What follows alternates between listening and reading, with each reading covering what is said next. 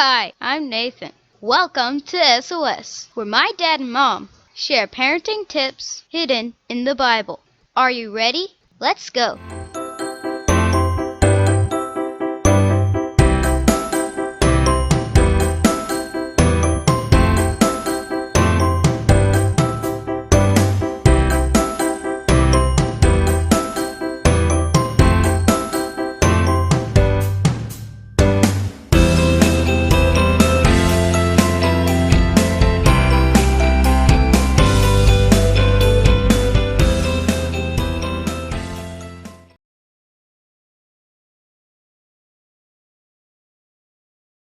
Before the first act of disobedience, there was perfect peace in this world.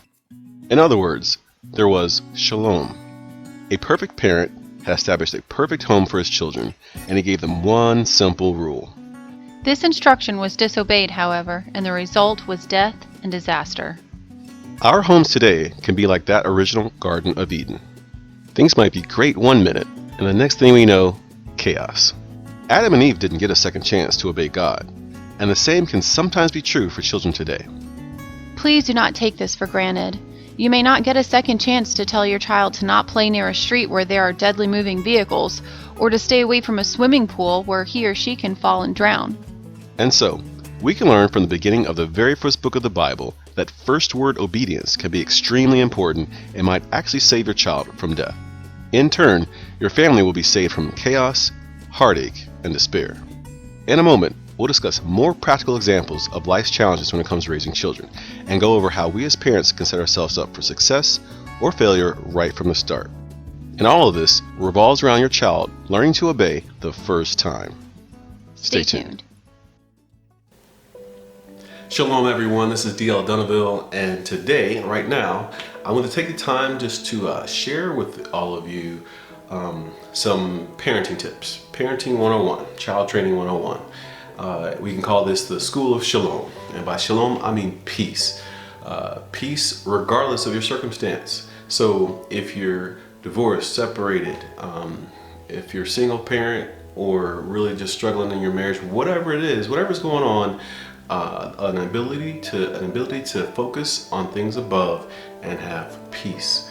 And so we can't fix everything, but what we can help, let's work on that if we can. So one small way I'd like to contribute and help out is for parents. And again, this applies to whatever your situation might be. You could be a single parent, divorced, separated, whatever the situation. Your children don't have to suffer for any of that. You don't have to suffer for any of that. When your children are misbehaved, man, it creates these extra stresses. It just makes your life that much harder. And you want your children to be a blessing. You want to enjoy them, and they want to love you. You want to love them. But when there's chaos all around, hardly anyone's happy. So a lot of times we're just winging it in life. And this is one case where you don't have to wing it. We have a manual, we have God's word. It tells us how to properly raise up children. It says train up your child in the way he should go, and when he's older, he will not depart from it. Children need training. There are some people who are offended by that title about training children, but we have to lay down those tracks. We lay down those tracks, and we sow, we plant, and in the end we get a return, and everyone is happier and the better for it. We're happier as parents. We have healthier relationships. Even when that child is not enjoying it at the time, in the end they will appreciate. They'll appreciate it, and so will you. So I wanted to start in Genesis. That's where everything begins. That's when the first parent talked to the first child. That was God talking to Adam and Eve. We're going to read in Genesis chapter 2, starting in verse 16. And the Lord said, and the Lord God commanded the man, saying, of every tree of the garden you may freely eat, but of the tree of the knowledge of good and evil you shall not eat, for in the day that you eat of it you shall surely die. That's where I'd like to start. Genesis 2. And if you talk to any of my children, if you interview my children and ask them what's something that daddy is always saying to you, And it's me telling them, how many times did God tell Adam and Eve not to eat of the tree? That's one thing. That's one of my lines I say to my children all the time. And what am I getting at? What am I talking about?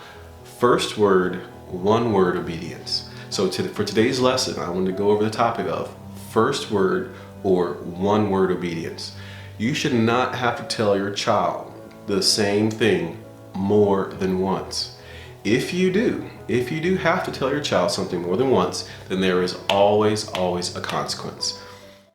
So how is this going to carry over to real life? Well, when that cop tells that 16-year-old, they'll do the same thing when they're 16 that they did when they were 6. When that cop tells that 16-year-old, all right, I'm giving you a warning, stop speeding. The first time the child made a genuine mistake when they went out on the road, but cop pulls them over, gives them a warning. Well, now because this child has learned since they were yay tall, since they were small, from their parent, yes means yes, no means no, and stop speeding means stop speeding. So guess what? This child might be literally saved from death because the authority in their life tells them at 16 to stop doing something, and it's been ingrained in their brain. They've been trained up since they were a child. They've been trained up in the way they should go. They've been trained up to respect authority, to obey the first time, and not to be told over and over to do the right thing. So far, we've talked a lot about the what, that being first word obedience. But now let's talk more about the how. What are some ways to get your child in the habit of listening and obeying right away, the first time you say something? Well, as touched on earlier, we as parents must be sure to enforce some sort of consequence anytime our children disobey the first time. This goes for the small offenses as well as the big ones. If the offense is small, then the consequence should also be small. Let's hear an example. We're talking, let's say you tell a child to pick up a toy. Pick that toy up. And why are you telling that child that? Well, because you don't want to trip over it, or you don't want that toy to get broken, or it's just time to clean up because the child's getting ready for bed, getting ready to go somewhere. So you tell the child, hey, pick up that toy. If you didn't know, children start testing you to see if you really mean what you say. They start testing you before they're even a year old. People talk about terrible twos, and the reason why people experience quote-unquote terrible twos is because they spent 23 months. Children spent a lot of time prior to that time already testing you as a parent to see if you mean what you say and say what you mean. So when you tell a child, hey, pick up that toy, you should expect it to happen, and if it does not happen, there's always a consequence. So we're not talking about, okay, the child doesn't pick up that toy and so you beat that child. No, but there's always a consequence. What happens in my home? I tell a child to pick up that toy doesn't get picked up.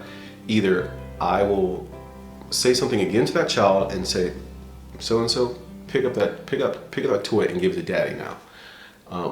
Child picks the toy, hands it to daddy, and guess what? That toy goes in what I call the toy trunk. And this is another tip, another tidbit in one. We have in my household what I call the toy trunk. It's the place where it's toy prison basically, where all the toys go for whatever reason. And then guess what? The children earn that toy back. When some type of when they do something exemplary, something above and beyond, or I also have a system. We have a system in my home where every so often we have what's called a star chart, and for the smaller children. And after so many times of earning so many stars, it's a reward incentive program for positive reinforcement. The child gets to earn toys out of the toy trunk. So all of a sudden they get back this toy, this Lego or whatever it is, and they're happy as all get out. You would think they just went to Toys R Us and came back with something brand new. They're happy to get back this toy that was originally theirs in the first place. So it's a crazy win-win. The child is first and foremost taught obedience.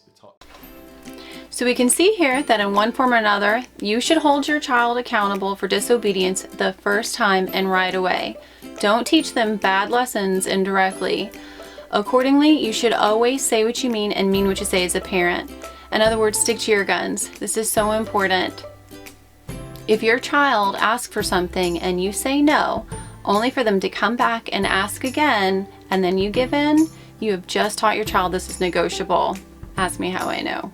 This is a hard lesson to learn, but it's very, very important. Once they learn to bug, it's going to lead to more bugging down the road, and it will not stop in their adolescence. It will carry on to other areas of their life as well. So it's important that we as parents nip this in the bud early on. So in conclusion, today we covered first word obedience and some ways that we can accomplish this. There's a lot more we can say about this topic, but that is all the time we have for today. Be sure to like, comment, subscribe, and tune in for the next episode. It's me again. Please like and also comment with a topic you'd like to see my parents cover. Shalom.